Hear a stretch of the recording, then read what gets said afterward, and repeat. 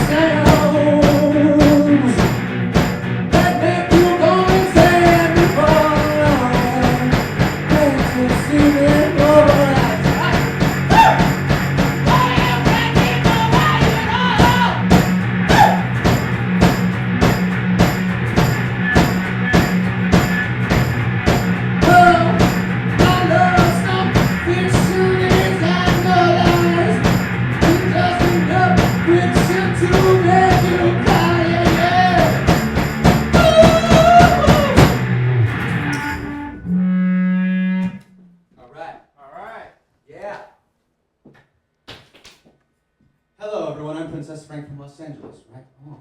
Thank you, LA Artstream, for having me. Come on over there, you John. Go. Yeah, this is LA Artstream Live. We're on the web at laartstream.com. And that was Princess Frank, All right. who is our guest tonight. Dab myself so I don't look too shiny. What was the name of that tune? That was a song of mine called Love Follows Me, which can be found on iTunes. If you go to iTunes and look at Princess Frank, you'll find that song there. You know what, let me, I got to turn that thing off or it's going to buzz the whole time. It's a familiar 60 cycle sound.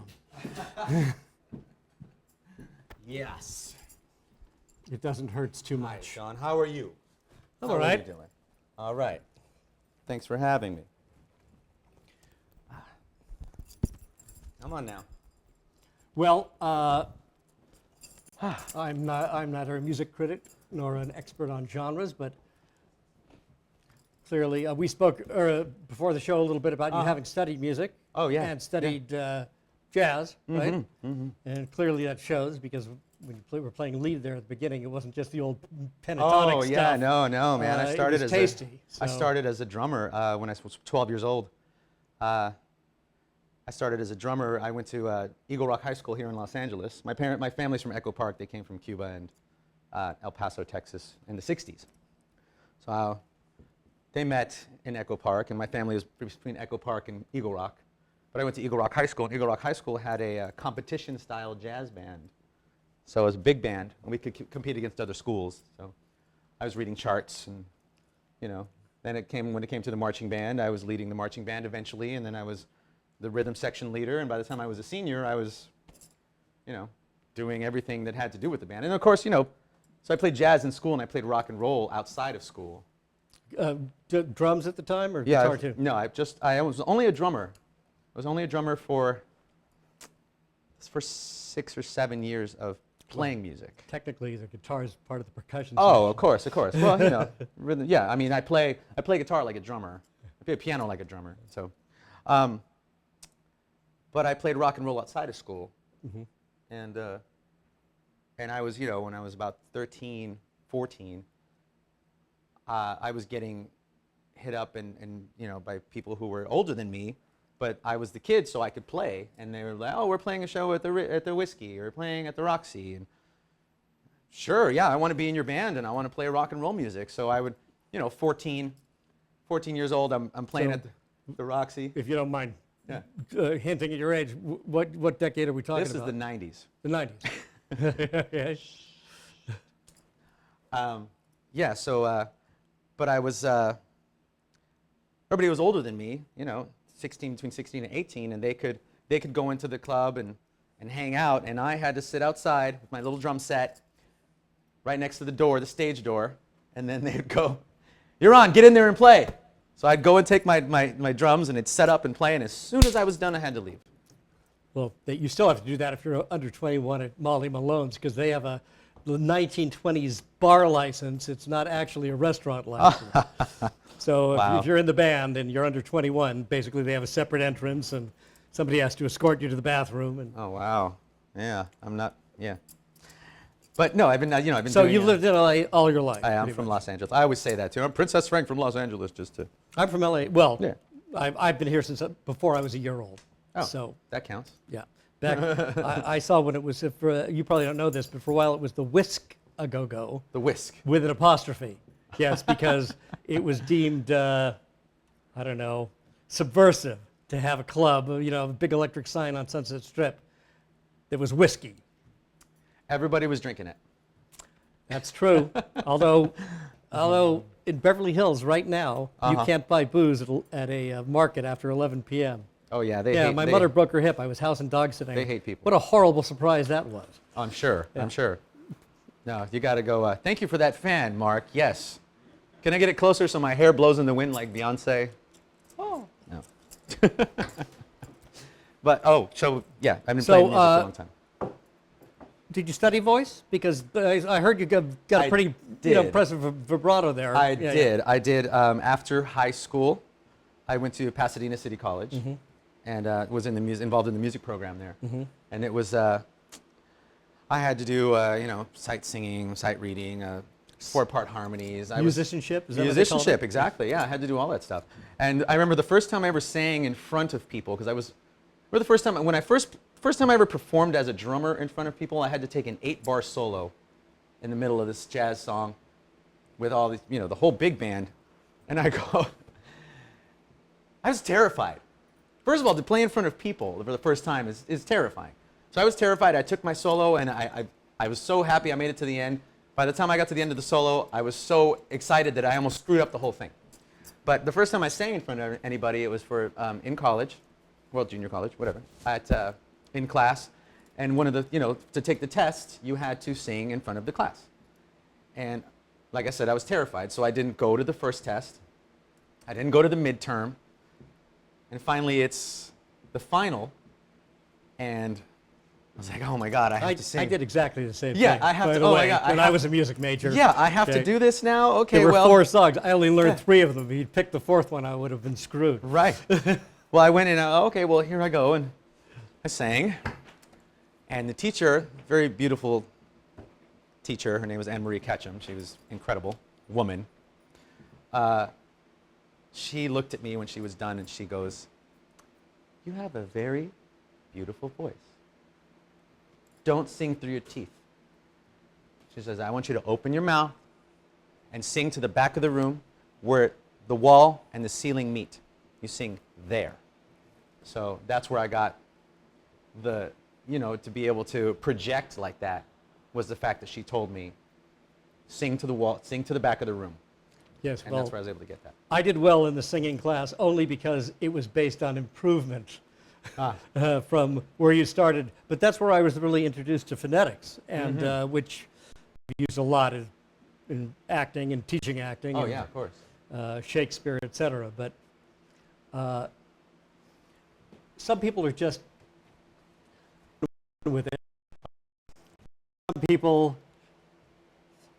I met this kid, he was 15 years old, and I said, "Son, you have a gift. And if you take care of this gift, you will make a great living and never have to do any heavy lifting." He had a perfect 40-year-old, well-modulated, perfect articulation, FM DJ voice. He sounded like it was velvet. I said, "Son, do not piss on this gift that God gave you." Right. What is he doing now? I have no idea. Oh, God damn it. I thought it was going to be no part of idea. the story.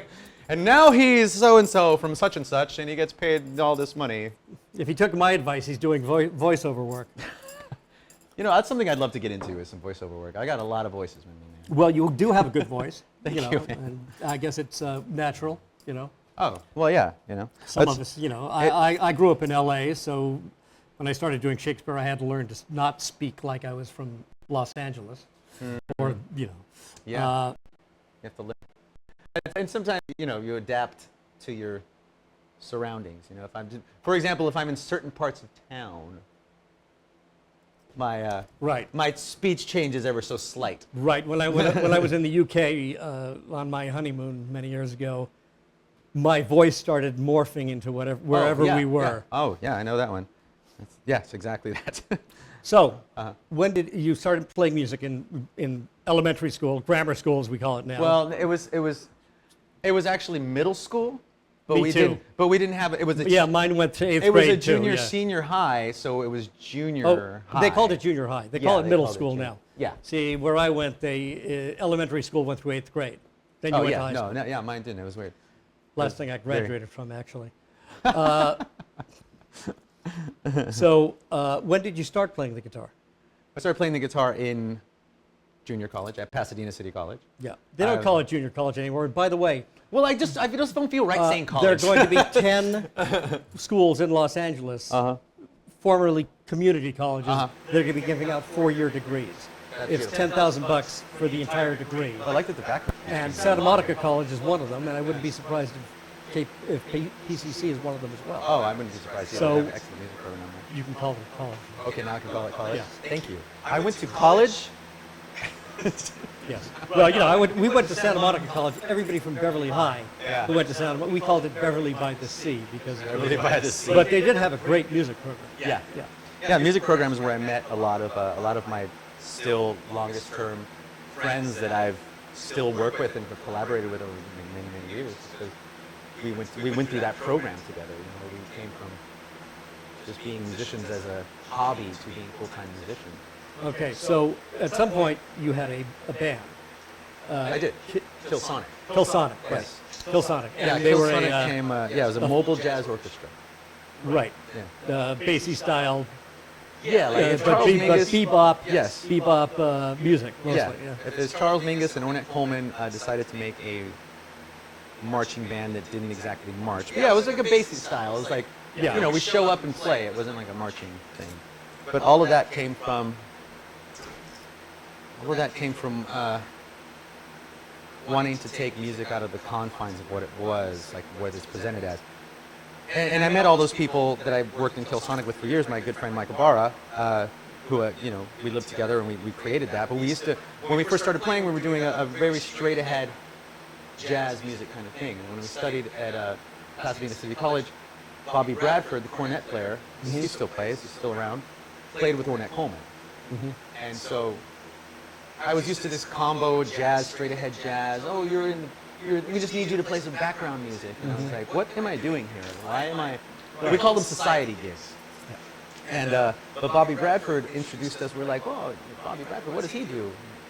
Ornette Coleman and free jazz, and it just was like, whoa, this is a whole other realm of jazz that I hadn't like gotten hit to yet, you know. There was suddenly recalling there was an orchestra that did just Charlie Parker.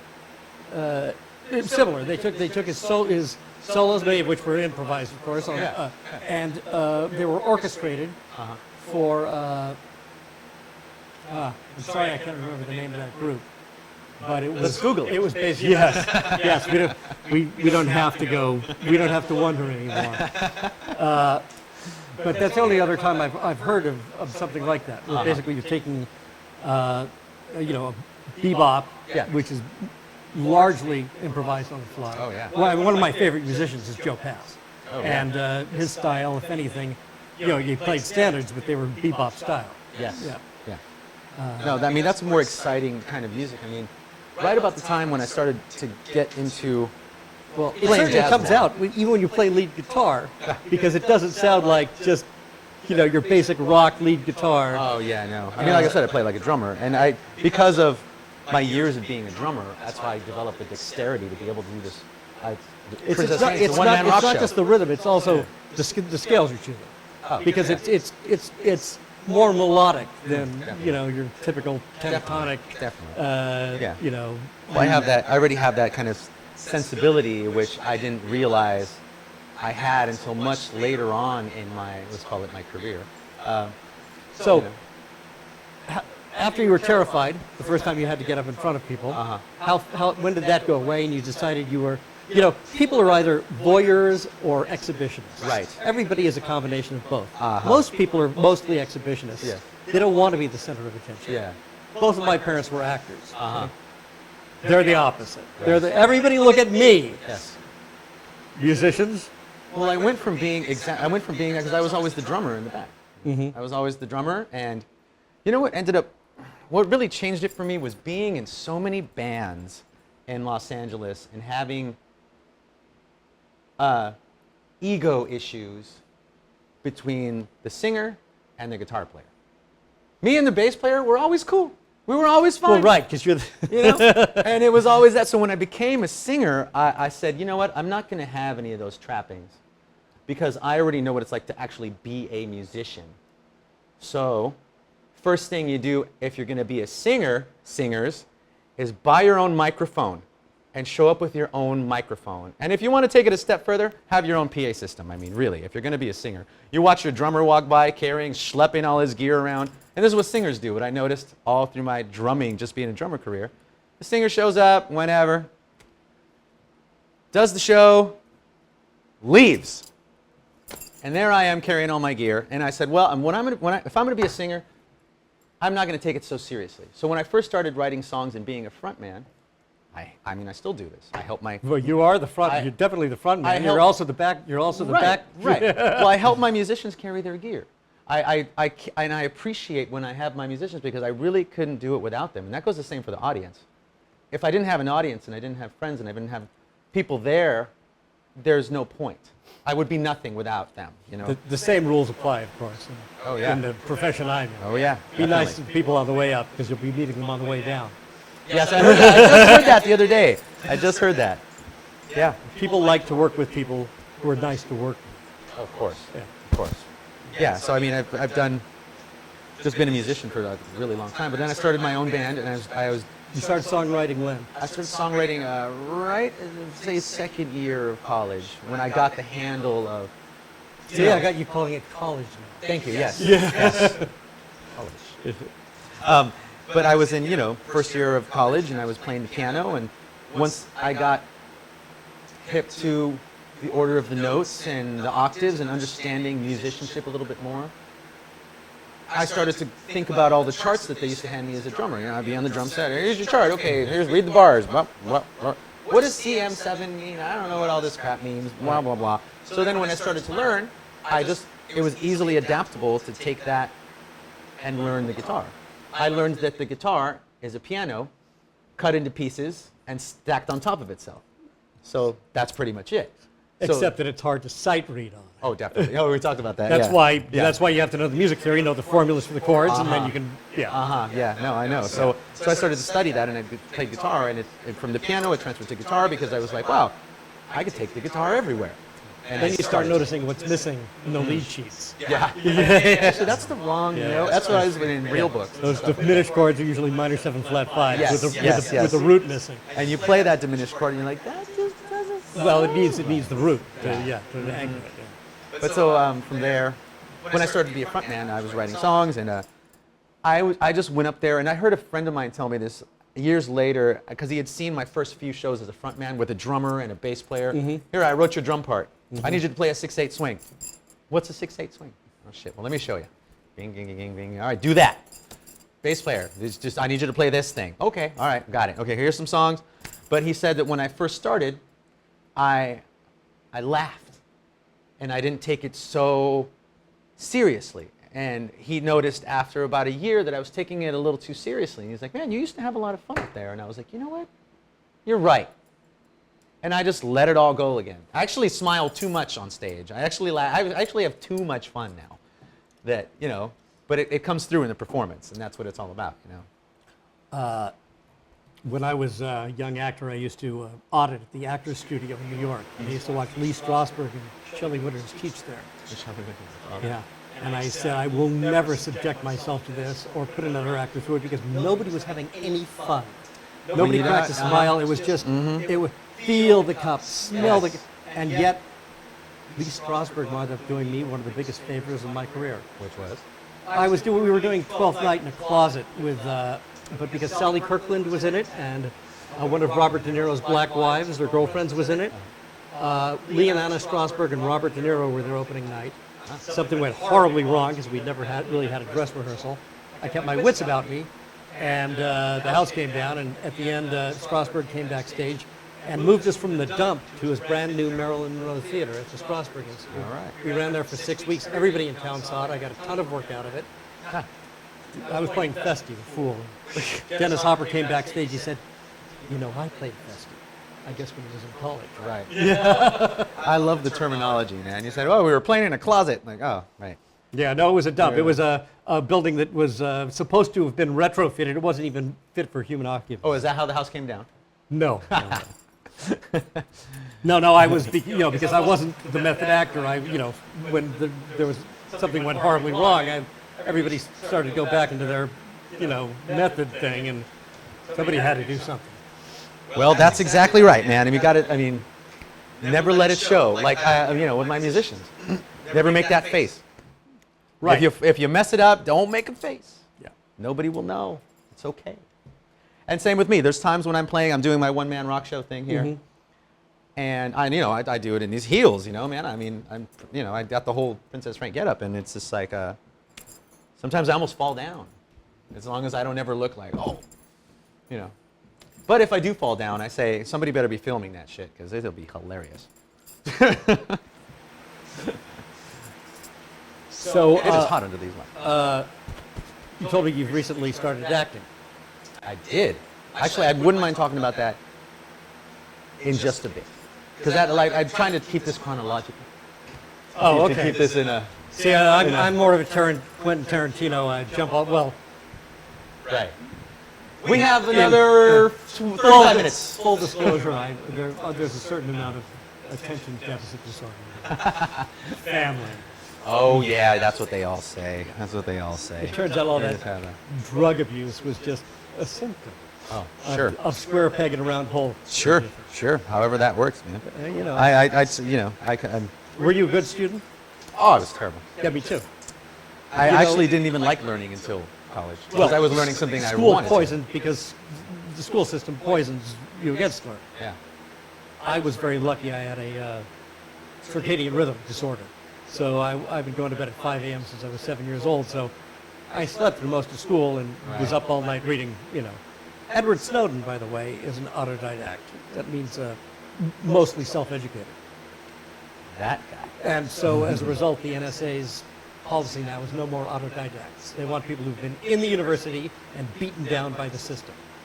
No more free thinking. That'll help us. That's really too bad. Win. I was very fortunate to have music in my public high school. Very fortunate, because otherwise I could have been just some drug addict, But I found a passion. Actually, when I started playing the drums, I noticed that I got a lot of attention from the females, and I was like, oh. Yes, if you're not a jock, you need to either write poetry or Oh, play an man. instrument, The jocks hated or me. preferably both. The jocks hated me, And, man. But I was never afraid of them. I never backed down, even though I was terrified. I never showed it. Yes, well, if it's any consolation, I just went to my 40th reunion a couple of years ago, and I really just went to say, that's right, I'm not only still alive, contrary to all of your predictions, but I still look good. You fat, balding ex-jock who tortured me in high school. Yeah. Take that, damn it. Should I hit another song, man? Yes, why don't we? Okay. Do you want to set this up, or you just want to do it first? Well, I mean, let's see. What am I going to do? Set this up. I was going to talk about the last song real quick. Oh, yeah. The last song is called, the song I played at the beginning of the show, was called Love Follows Me. And you can actually find it on iTunes. If you go to iTunes and you look up PrincessFrank, you'll find that song there, Love Follows Me. It is about never being able to get away from being in love. It's the whole, even though you fight it sometimes, love always finds you. Love's always following me. Is always telling me what I want to hear. Is always telling me, oh, come here. This is what you want. And I'm always like, no. It's like when you meet somebody and you're like, I like you, but I'm not going to be in love with you. And then 4 months go by and you realize that you have a girlfriend. And you're in love and you didn't even notice. What else is worth living for? Hey, man, I believe that. I believe that. Next song I'm going to play is called Very So Fine, and it is about being somewhat intimidated by somebody and liking somebody and digging on somebody so much that you create this fantasy of them in your mind. And then it's about me finally going to meet them, and I fumble on what I'm going to say, and I say something that doesn't quite make sense. As an actor, I choked in front of both Mike Nichols and Billy Wilder, so I know exactly what you're talking Yeah, about. it's like, hey, I'm finally going to meet you. Hi, you're very so fine. Oh, that's not, Like that's Luca not what I meant to Brasi in The say. Godfather, right? I meant to say something smooth, but that was not it. So that's what you get. That's what the song's about. It happens to all of us. All right, I'm going to hit it. But first, I got to turn the amp on. And boy, is it hot in here. How hot is it? Well, actually not as hot as it is outside today in Los Angeles. Today in Los Angeles, it was how hot? 90-something? It's getting more humid here. That's the problem. I know, what is up with that? It's been summer for about 2 years here in LA. Being from LA, I'm just not used to it. Not used to it. All right. Thank you all so much. I'm Princess Frank from Los Angeles. If you're looking, it's PrincessFrank.com. It's Princess Frank on Facebook. It's Princess Franks with an S on Instagram. And it had to be Princess Frank with an S on Instagram because somebody had stolen my name. And I was like, son of a bitch, who stole my name? And it was some woman's little pug dog. And I was like, oh, he's cute. Was she a fan of yours? No. But I went on Princess Frank and there was all these pictures of this dog. I'm like, that's the name of your dog. Okay, I'm gonna kill that motherfucker. All right, here we go. Very so fine.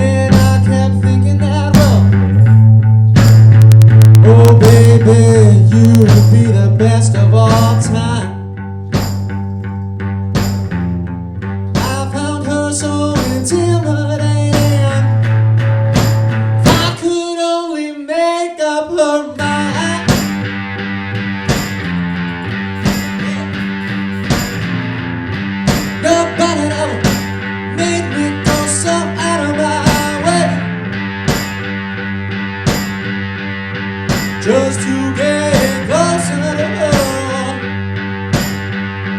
was she just playing me? Yeah, well, nobody told me about her game till, or if she was or wasn't even got into me. If I see her, I say, you should be mine. But then I stumbled and instead I said, you're very so fine. You're very so fine. You're very so fine. You're very so fine. Huh. Yes, she is, well, you're very so fine.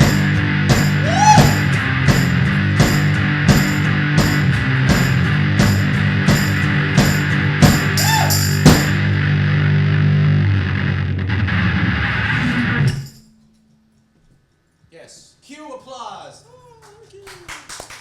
Thank you.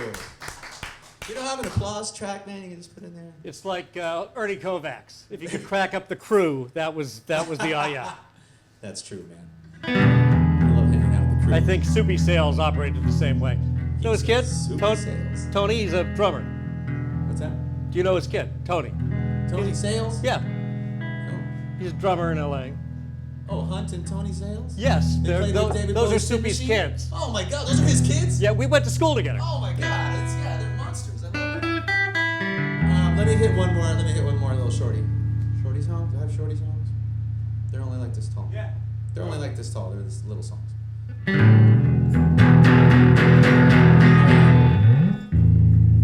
This one is about, well, it's pretty self-explanatory. It's called Lover's Collision.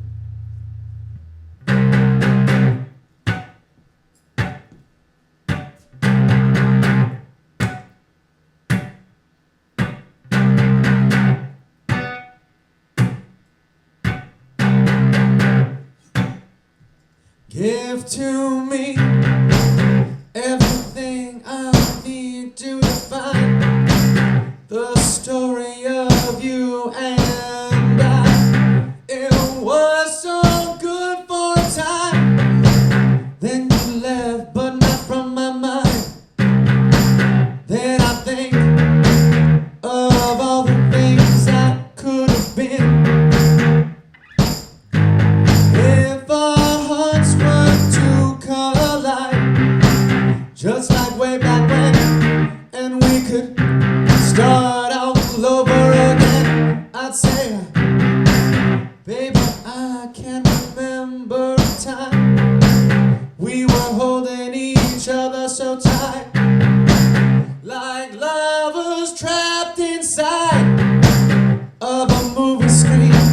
I'm still wishing for our kissing scene. If our hearts were to collide,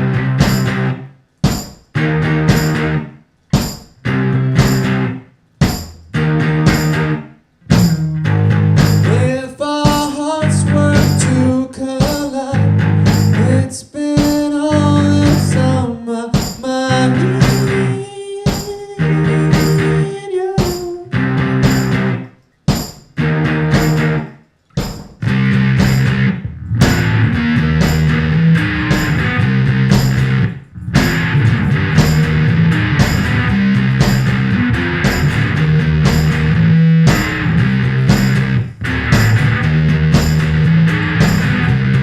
If our hearts were to collide,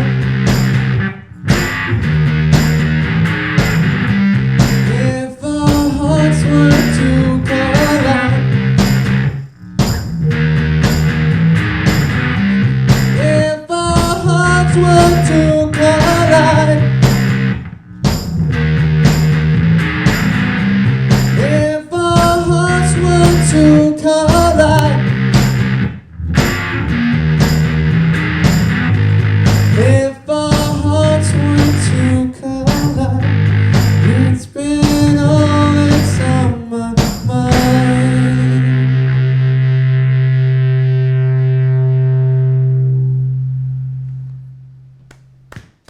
All right, cue applause. Yeah, hit the applause button. Thank you. All right. Come You back know, over there. my mother had 2 sitcoms when I was a kid. And Uh-huh. conventional wisdom was you had to have a laugh track because people wouldn't laugh unless they were cued to. The Simpsons, You have to tell us to. yes, The Simpsons proved that to be bullshit. Oh, yeah. Did you kill the Didn't they 60 have- cycle hum over there? What's that? Kill the 60 cycle hum this time? Turned it off? Oh, I did. Oh, good. Yes. I was going to say, didn't the Flintstones have a laugh track for a minute there? They all, yeah, no. Sitcoms always had laugh tracks. Then it was performed before a live studio audience. Right. Which they would then sweeten with extra With laughs. extra laughs, yes. Yes. Yes, it was Yeah. the same principle, and maybe there was another show, but in my mind, it's The Simpsons that just proved that to be complete bullshit. If it's funny, they're gonna laugh. Oh, They don't definitely. need to be cued to laugh. For my acts, from doing my acts solo, actually just being on stage, and I'm so comfortable on stage that there's even times where I'm like, How comfortable are you off stage? I'm pretty comfortable. Oh, There's tons congratulations. There's tons of stories of me without clothes. You're healthier than most of the musicians I've known. Oh yeah. Well, Certainly most of the more rock musicians I've known. Well, I actually live the life. I've lived rock and roll my whole life. I mean, I grew up with my family. My dad was a limo driver, and he, in the 80s, and he listened to rock and roll. And my mom, my first concert as a child was The Pretenders at the Universal Amphitheater, and I grew up around rock and roll. I grew up with Led Zeppelin. I grew up with Kiss. I mean, when I was 3 years old, I don't remember a whole lot before this moment, but I remember seeing Kiss Alive 1 for the first time as a child. And I was like, wow. Because they were, there was Kiss, and they were like, and they were like doing the moves, and I was like, wow, what is this? And I started listening to my Kiss records on my little Mickey Mouse right now. Remember the old suitcase players? Yeah. And I would listen to it, and I remember 45s. I would just sit there like, wow, and listen to Kiss and stare at them. And the rock and roll has just always been in my life, and I've always lived this way, and it's all about being free and being expressive. When I got into right around college era, my college girlfriend, Chelsea Pegram, who's an incredible artist now, she got me into 20th century visual art, and I started to get into Dada, and then I discovered Marcel Duchamp. And Marcel Duchamp changed everything for me. The fact that he was so loose about his art. It wasn't just like rock and roll like it was musicians. A rock and roll lifestyle, I drink and do drugs and blah, blah, like, yeah, cool. Although Frank Zappa never. No, he never did. Yeah. He was a whole other animal, though, a special kind of artist. But He's Marcel, not the only one. There are a bunch of rock musicians who are not, But Marcel Duchamp, his fearlessness and his fact for doing things for his amusement, This amuses me, I want to do this. And then there was a point where he dressed up as a woman and made it, he came up with a whole other character for himself. There was Rose C'est la vie, and he did it because he didn't care, because it amused him. He was an artist that just stopped painting because he didn't want to be a painter, because he wasn't accepted in either you're, at the time, it's either you're a futurist or you're a cubist. right. And he didn't fall into either one. He's like, well, you're not cubist enough to be cubist, and you're not surrealist, or a futurist enough. So he said, well, I'm just going to do whatever I want. Right. The artist chose this urinal as the piece, and it's not that he created it, it's that he chose it. And that helped create PrincessFrank. Most great works of art, whether they're art that, like painting, or art that takes place in real time, like Yes. music and Performance. and acting, are chiefly for the enjoyment of the artists themselves. Yes. Yes. You know. I mean, I enjoy doing this. And that's what comes across in my performances. People stay there with me because I'm pure about it. I'm trying to keep you there. Like that's an important thing. Like people laughing and not laughing. What about when I say, "Come on, I want you to say yeah." People want to scream at the top of their lungs. People want to do that. When you give them a moment to go ahead, scream, do it, and they do, and they can, and you tell them to do it again, they want to do it, And that's a huge part of the art, and that's a huge part of what it is that I do. As I've studied, this is my craft. Right. I've studied this. I've studied the psychological, the sociological aspects of it, the performance aspects of it, the visual aspects of it. All those things. I have studied this. It's not just, Right. hey. That's why I had such trouble with the actors community, because I agree with David Mamet that it's unnecessary for actors to create emotions, because the audience doesn't care how you feel. They want to feel They want to something. feel something. Exactly. And that's where I've gotten a lot of comments on my performance style. Things like that. But it's very much about the art and the craft and the pureness of it. But like I was saying about Marcel Duchamp, and of course, I'd say Marcel Duchamp, David Bowie. Yeah, Bowie was certainly out of that mold. Oh, He did yeah. it. Yeah. And Henry Miller, as far as writers. Yeah. Those are probably the top 3 people in the world that I know the most about, because I've studied those 3 people specifically more than anybody else in the world. And there's certain aspects of them that are, from Henry Miller you get the romanticism and the freedom and the live life like it's a book being written, like be free. And then from Bowie you get the artistry and the visualness, and then from Marcel Duchamp I got the fearlessness and the not really fitting into any scene or category, like I don't really fit into any scene or category, which is why it's really hard for me here in LA as a musician. People know who I am, people have played with me, but I don't belong to any, because out here in LA it's like being in a scene. You do and I'm play not with really, other people. It's not always I play, just yes. with, yeah. No, when I do special shows from time to time, I put a full band together, a drummer and a bass player, and I have a whole other repertoire of songs that I can play with them. But there's out of 50 plus songs I've written, I can play 12 of them convincingly by myself, which is enough to have a set. And then when I do other shows where I can play Well, listen, covers. We I've all done tons of know covers. megastars who can't come into a studio and just do a live thing like this and have it sound good. Oh yeah, Okay? yeah, man. No, I know. But I like people who have chops. Yeah, definitely. I mean, as far as me, I'm a musician first and foremost, Yeah. and that is the number one thing. That's why I actually gave up on music and went back to acting. Is I realized I didn't have the discipline to be the kind of musician that I wanted to be.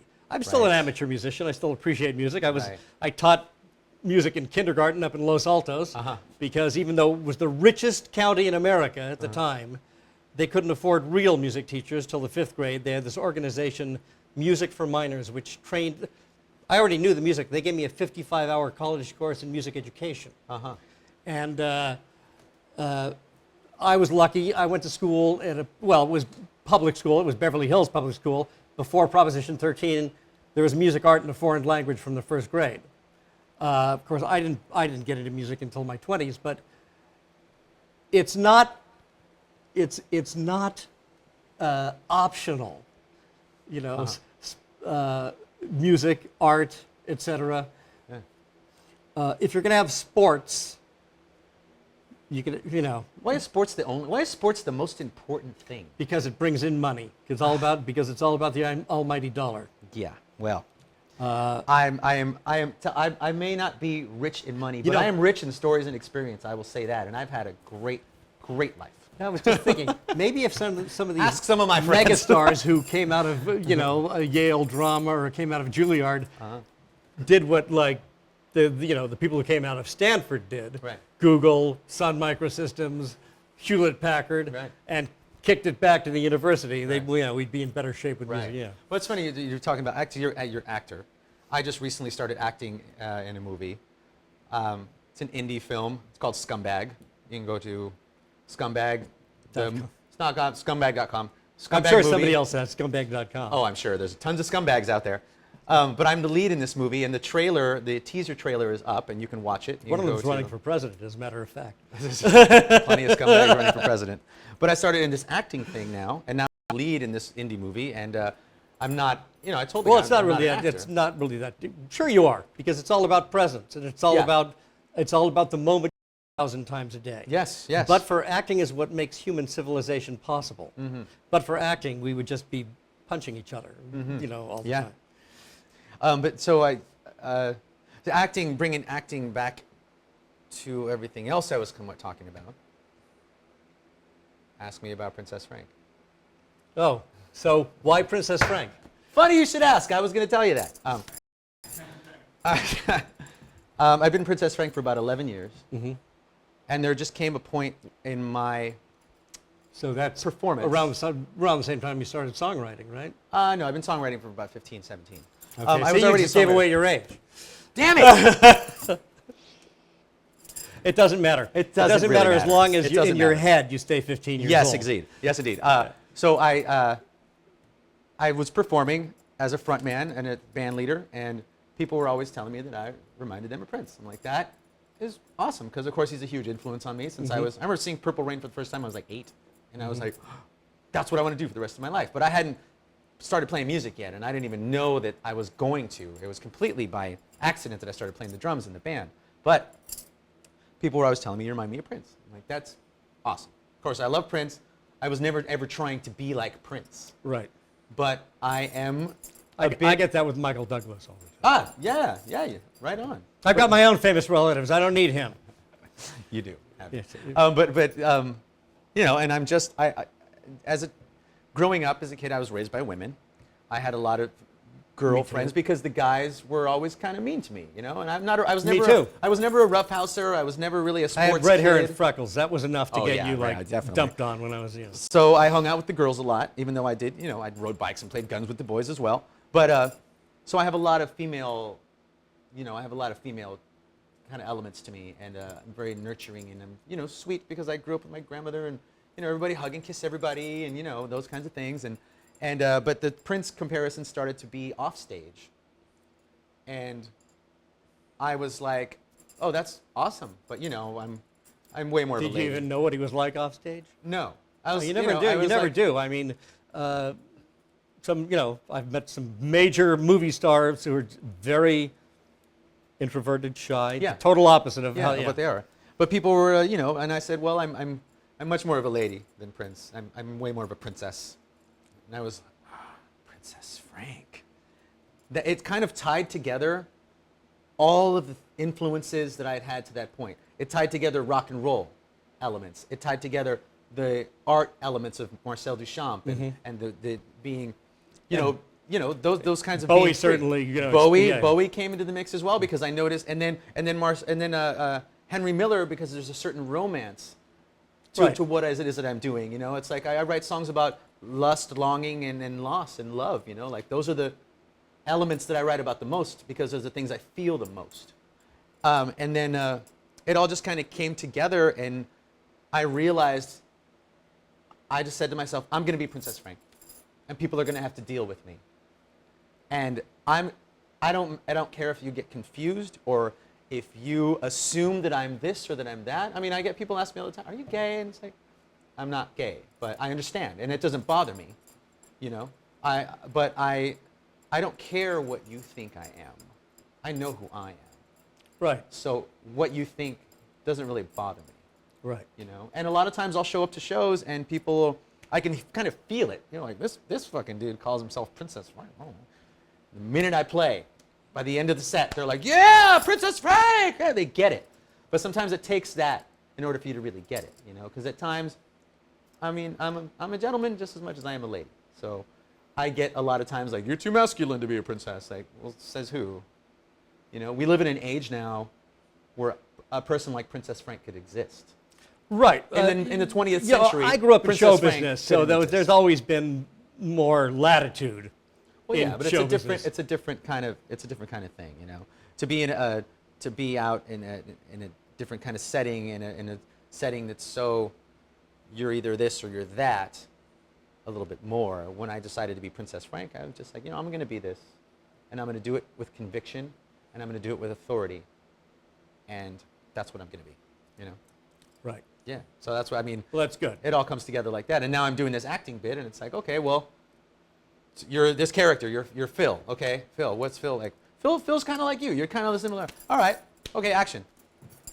You know, what's the line? I got it, and it's been a whole new experience, and I'm really digging it, and I'm hoping that the Scumbag movie is going to really Well, the bring in certain pithiest parts thing of ever it. said about acting. Did you was- say pithy? Pithy, yes. The pithiest thing ever said about acting, which means it's brief and cogent and relevant, was said by George Burns, which is that the George most Burns. important thing in acting is truth. And once you can fake that, the rest is easy. Right. That's absolutely true. See, I would love what the transferring from performance to acting. I'm acting. I turn on my character when I get on stage, but then at the same time, I don't take myself too seriously. Well, Because, you know. I should hope not. I mean, I've had actors in my workshop, and they're very serious, and I'd say, listen, it's great that you take the work seriously if you want to. Yes. But don't take this business seriously, or you will be crushed. Yeah. Yeah. And I've been doing this for a long time, and it just feels like, you know, I just keep pressing on, man. I think the only That's what I keep doing. This the is the only only thing I can do. business really more this good. morally bankrupt than the business I'm in is the business you're in. Oh yeah, definitely. I get that all the time. I meet tons of people, especially here in LA. They're like, man, I can do this and that for you. And I follow up with people, man. I'm really good. I'm like, here's my card. Can you zoom on this? Dun, dun, dun. Where's the camera? Princess Frank. There's my symbol. All right, and hold that. You go to princessfrank.com. You go to Princess Frank. Oh, go to my Reverb Nation page, Princess Frank at Reverb Nation. Princess Frank at SoundCloud, Princess Frank at Bandcamp, Princess Frank on Instagram and Facebook, and all of them. Princess Blah. Frank's on Instagram. Princess Franks. Thank you for remembering.